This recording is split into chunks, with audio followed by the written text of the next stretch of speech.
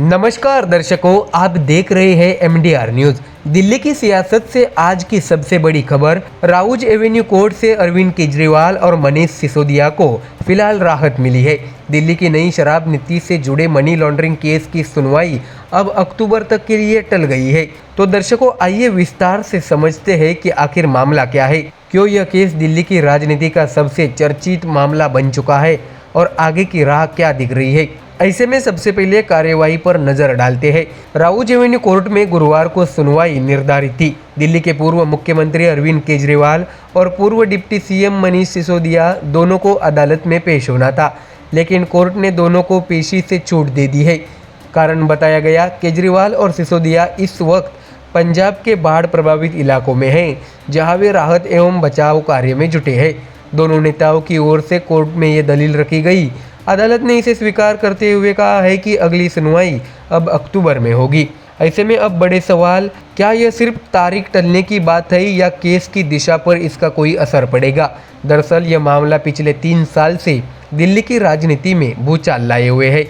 बता दें कि साल 2022 दिल्ली के तत्कालीन उपराज्यपाल ने दिल्ली की नई एक्साइज पॉलिसी पर सवाल उठाते हुए सीबीआई जांच की सिफारिश की थी।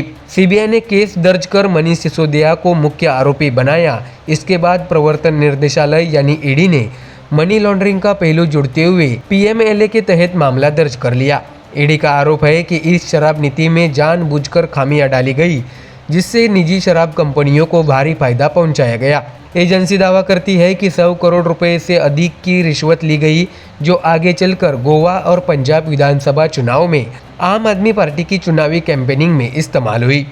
तो वही मार्च 2024 में ईडी ने केजरीवाल को गिरफ्तार कर लिया। इससे पहले मनीष सिसोदिया फरवरी 2023 से जेल में बंद थे। कई महीनों तक दोनों नेता जेल में रहे। उसके बाद सुप्रीम कोर्ट ने अगस्त-सितंबर 2024 में जमानत दे दी, लेकिन ट्रायल अभी भी जारी है। ऐसे में गुरुवार को कोर्ट की कार्रवाई में जो हुआ वह स्थायी राहत नहीं है, बल्कि सिर्फ उपस्थिति से छूट है। यानी केस अक्टूबर में फिर से खुलेगा और एजेंसियों के दावे, बचाव पक्ष की दलीलें और अदालत का रुख, सब पर नजर बनी रहेगी। दर्शकों, राजनीतिक तौर पर देखें तो यह मामला आप बनाम केंद्र की लड़ाई का प्रतीक बन चुका है। केजरीवाल लगातार कहते रहे हैं कि यह राजनीतिक बदले की कार्रवाई है। उनका तर्क है, नई एक्साइज पॉलिसी से दिल्ली को राजस्व का लाभ हुआ और एजेंसियों के आरोप बिना सबूत के हैं। वही ईडी और सीबीआई दोनों का कहना है कि यह मामला सिर्फ नीति की खामी नहीं, बल्कि एक सिस्टमैटिक स्कैम है, जिसमें करोड़ों की हेराफेरी हुई है। ऐसे में दर्शकों, दिल्ली की सियासत में यह केस क्यों अहम है? क्योंकि केजरीवाल की ईमानदार छवि और आपके भ्रष्टाचार विरोधी एजेंडे को यह केस सबसे बड़ी चुनौती दे रहा है। विपक्ष इसे आपकी कमजोर कड़ी बताता है, तो आप इसे केंद्र का षड्यंत्र करार देती है। ऐसे में अक्टूबर की अगली सुनवाई पर सबकी निगाहें होंगी। उस दरमियान क्या अदालत एजेंसियों से और मजबूत सबूत मांगेगी? क्या बचाव पक्ष जांच में खामियां साबित कर पाएगा, या क्या यह केस आने वाले महीनों में दिल्ली और राष्ट्रीय राजनीति की चर्चा का केंद्र बना रहेगा? फिलहाल तस्वीर साफ है, कोर्ट ने पेशी से छूट दे दी है, लेकिन मामला अभी खत्म नहीं हुआ है। दिल्ली की शराब नीति केस में अभी भी लंबी कानूनी लड़ाई बाकी है। ऐसे में दर्शकों, आपको क्या लगता है?